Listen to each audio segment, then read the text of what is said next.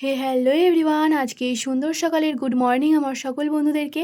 তো চলো তোমাদের সাথে আজকে একটি জিনিস শেয়ার করব।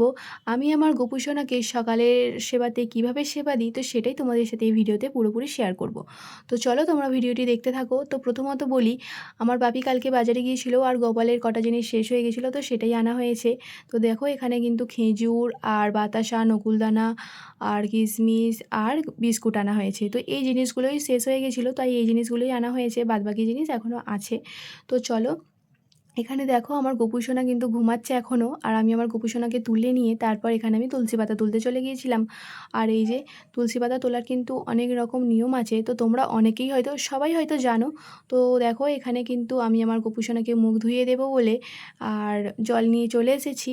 তো তোমরা তো সবাই জানো, যেরকম মানে নিজেদের সন্তানকে আদর করে যত্ন করে গায়ে মাথায় হাত বুলিয়ে যেরকম ঘুম থেকে তোলা হয়, তারপর তাকে সুন্দর করে মুখ ধুইয়ে সাজিয়ে গুছিয়ে খাওয়ানো হয়, তো সেটাই হচ্ছে আমাদের এই গোপাল সেবাতেও একই রকম নিয়ম। তো দেখো এখানে কিন্তু আমি আমার গোপু সোনাকে সুন্দর করে মুখ ধুইয়ে আর মুছিয়ে দিয়েছি, জামা পরিয়ে সুন্দর করে ওখানে বসিয়ে দিয়েছি। আর এই যে চন্দনের টিপ পরিয়ে দিলাম, আর এই যে তুলসী পাতা চন্দন দিয়ে চরণে দিয়ে দিলাম। তো তোমরা তো সবাই জানো যে গোপালের সেবাতে তুলসী পাতা না দিলে সেই সেবা কিন্তু গ্রহণ করেন না। আর এই যে এখানে কিন্তু আমি একে একে সব কিছুই গোপু সোনাকে খাইয়ে দিচ্ছি।